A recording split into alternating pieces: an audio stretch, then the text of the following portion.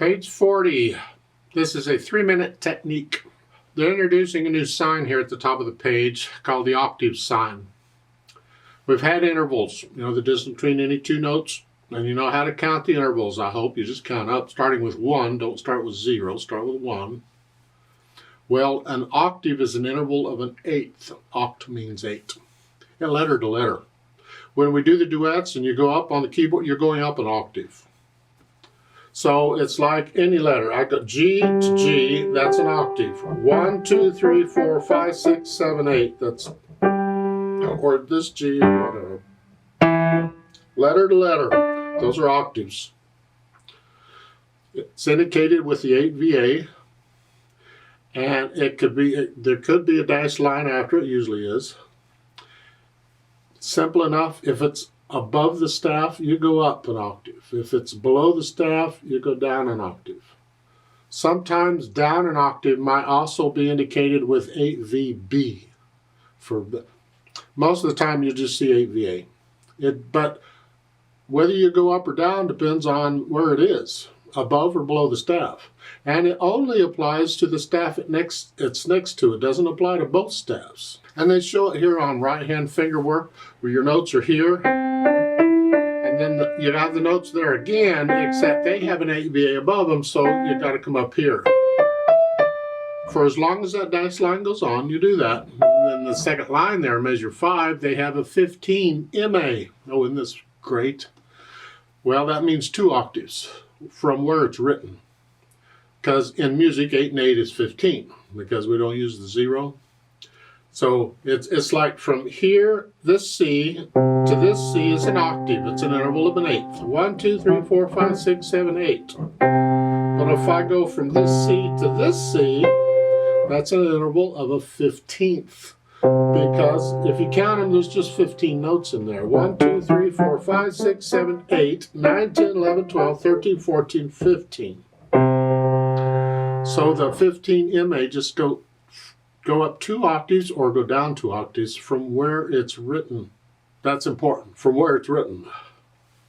So and measure 5 here on the right-hand fingerwork thing, that's 15 MA. So you're here, that's 1 octave, 2 octaves. So now you're up here on that one.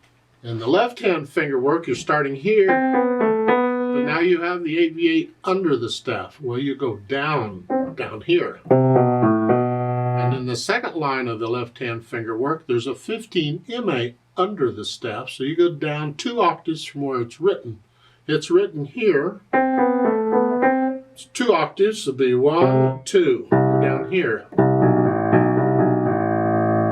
That's how they can do that.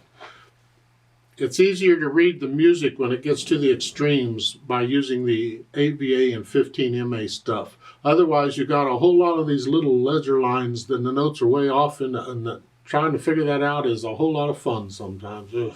Now, I'll let you go through the right hand and left hand stuff, because really what they're presenting are these things. It gives you more music to play. I don't do play with me's on these kinds of things. These aren't really pieces of music, but you can go through the routine of learning the notes and the rhythms, and then the phrasing, the articulate lift up, lift up, lift up. You can lift up between them. Treat them like phrases, where you like taking a breath between each one, where you're cutting the dotted half note just a little bit short, so you got time to lift up, because the beat has to be steady, and the note after the dotted half note has to be on the beat. They tell you to lift. Isn't that nice? Lift up.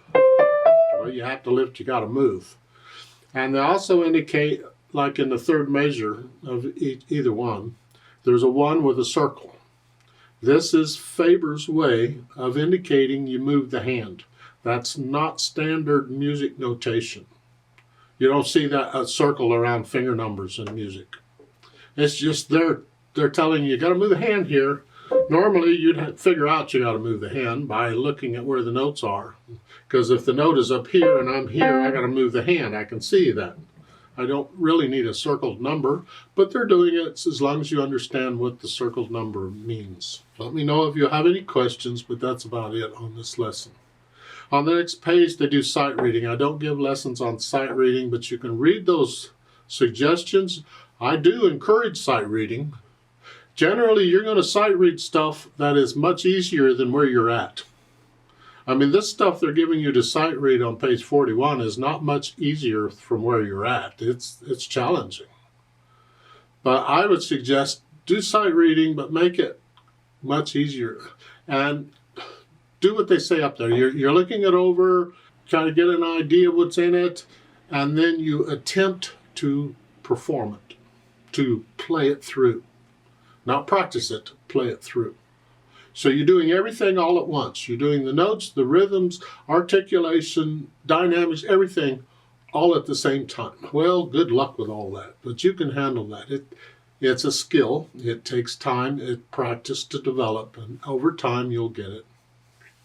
There are books for sight reading. I don't know at this level if you really need sight reading yet, but there it is. Okay.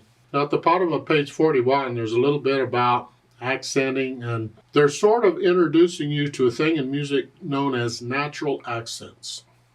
These are accents that happen naturally. Duh, it's in the name. There's different ones, and it's important. It, again, is part of interpreting music, so I'm going to have to start talking about natural accents now. They put accents at the beginning of each measure. They're at the bottom of page 41, all those examples.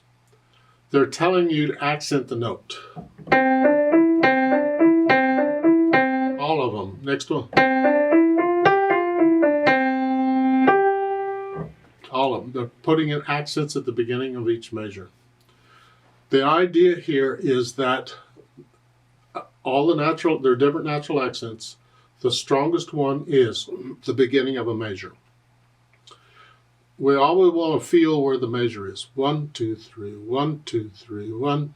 When you're dancing basically to the natural accents. In 4/4 time, 1, 2, 3, 4, 1, 2, 3, 4, 1. And it's important to feel them. You can force them at first if you need to, but otherwise you feel them. You just feel them. So the listener knows whether this is in 3/4 time or 4/4 time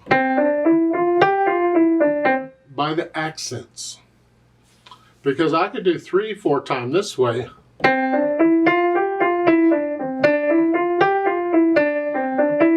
I could accent that way, and it sounds like what? Well, if it's accented that way, it's probably 3/4 time. Or this way in 3.